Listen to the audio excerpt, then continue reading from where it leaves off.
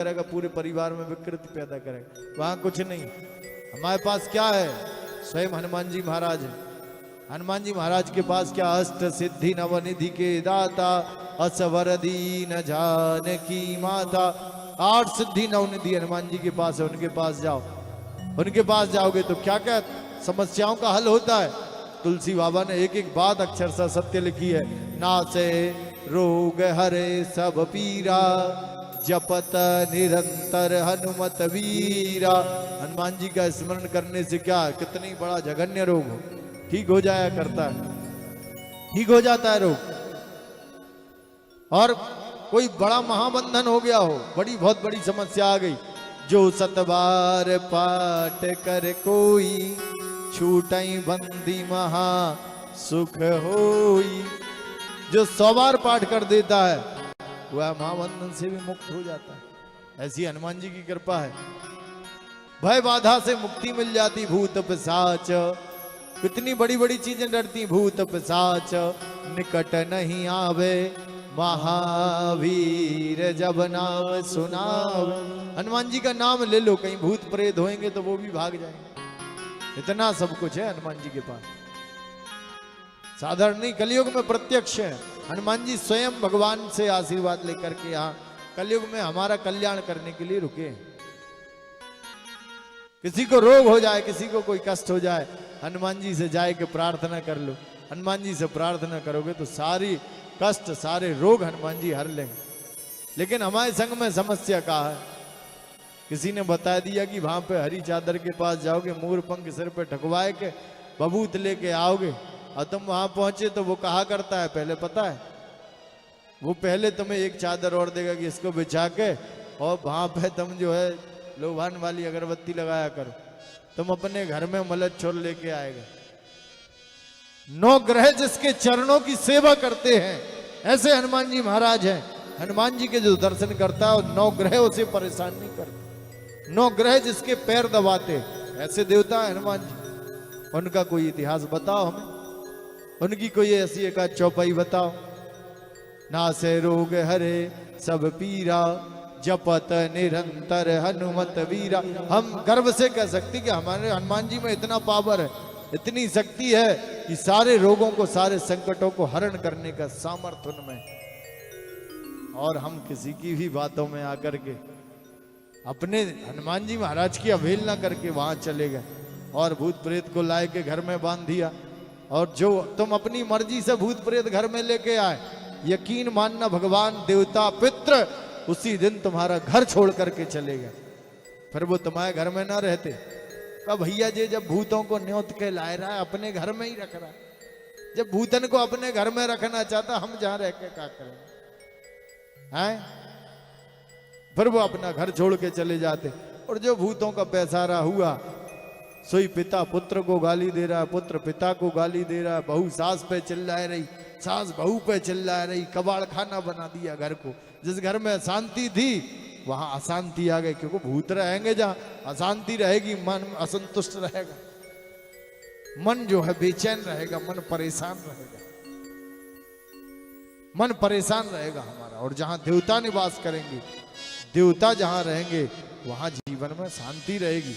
हमें किसी के धर्म से कोई लेना देना नहीं, लेकिन अपने धर्म के लिए कट्टर रहो, भाईचारा निभाना है, खूब निभाओ। तुम जब चादर निकले तो खूब जाओ, खूब जाओ, मना ना करते। लेकिन रामनवमी पे उन्हें भी बुलाओ।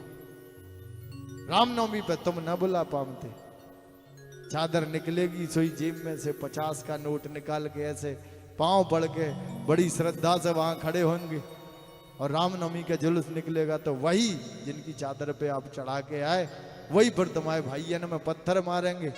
और फिर तुम टीवी पे बढ़िया रोटी खाते हुए शाही पनीर से रिमोट पे भरा भरा भैया, बुरा करने में सहयोगी तुम भी थे जो वहां जाए के खड़े हुए। भाईचारा निभाओ, भाईचारा निभाने के लिए मना नहीं, लेकिन भाईचारा परस्पर होता है, भाईचारा परस्पर होता है।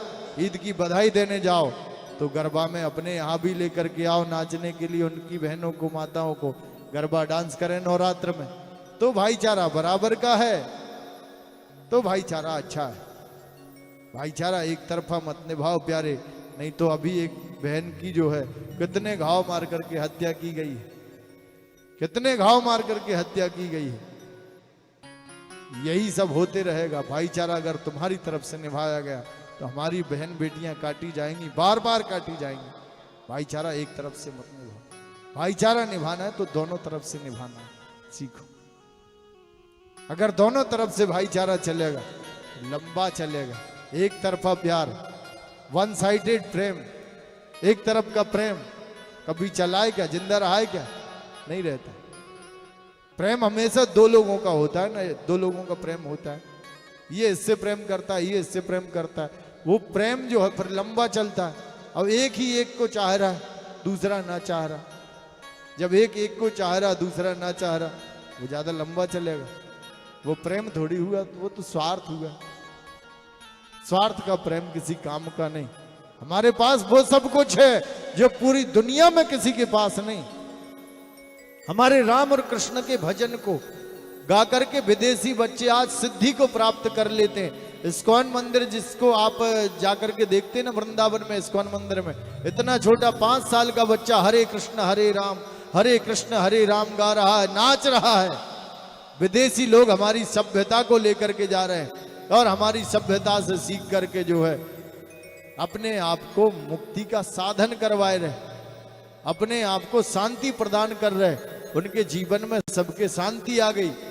कोई कलेक्टर था, कोई मजिस्ट्रेट था, कोई डॉक्टर था, कोई कुछ था, सबको छोड़ करके त्याग करके आके एक छोटी सी धोती पहन करके, पतली सी धोती पहन करके, छोटा सा कुर्ता पहन करके गीता का प्रचार करते हुए मीराबाई की तरह रोडों पर नाचते हुए हरे कृष्ण कृष्ण कृष्ण हरे हरे, हरे राम राम राम हरे हरे। विदेश से आकर के आदमी यहाँ से यहाँ तक चंदन लगाए के हरे कृष्ण हरे राम गा रहा और हमारी गीता का प्रचार कर रहा। और धिक्कार है हम पे, हम सनातनी होते हुए चंदन लगाने में, जय श्री राम करने में हमें शर्म आती है। कभी घर के चाचा के पाँव ना पड़े, कभी घर के चाचा से मुंह से ना बोल रहे, वो चच्चा को जाए के गले से लगाए रहे। धिक्कार है तुम्हारे ऊपर।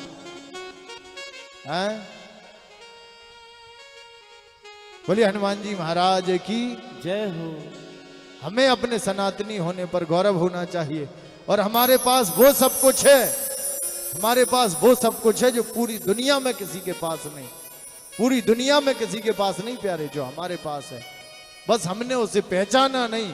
किसी ने कुछ कहा, उसकी बात में लग के हम भेड़ चाल में उसके पास चले गए। एक बार जाकर के हनुमान जी के चरणों में बैठ करके अपनी परेशानियां रख कर देखो।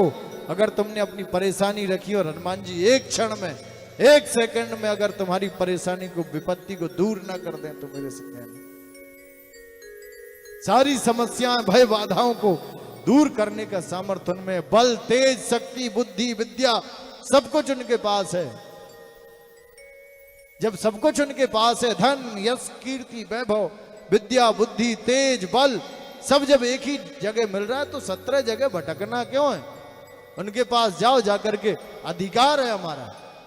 हम जिस पिता की संतान है, हमें उस पर अधिकार है। अगर हमारे पास कपड़े नहीं है तो हम अपने पिता से अधिकार पूर्वक जाकर के कहेंगे। हमें पता रहेगा कि हमारे पिता के पास पैसे हैं, हमारे पास, हमें नए वस्त्र लेना तो अधिकार पूर्वक कहेंगे कि पिताजी महाराज आज हमारे वस्त्र खराब है गए, हमें किसी फ्रेंड के यहाँ पार्टी में जाना है, कपड़े दिलाओ। पिताजी एक बार मना करेंगे, अधिकार से कहेंगे नहीं हम तो आज कपड़े लेंगे ही, नए ही पहन के जाएंगे चाहे कुछ भी हो जाए। अधिकार से पिता से कहेंगे तो पिता जो तुम 2000 के ले रहे 5000 देगा। ऐसे ही वो पूरी दुनिया के पिता हैं, उनके पास जाकर के एक बार अधिकार से कहकर तो देखो। तुम अपने अधिकार का इस्तेमाल तो करो, उपयोग तो करो। जिस दिन तुमने अधिकार से हनुमान जी के पास जाकर के कह दिया, सो तुम्हारे कहने में देर होगी, उनके सुनने में कभी देर ना होगी। और उनके जब सुनने में देर ना होगी तो तुम्हारे संकट स्वतः दूर हो जाएंगे। हनुमान जी सदा सर्वदा कृपा करने वाले देवता।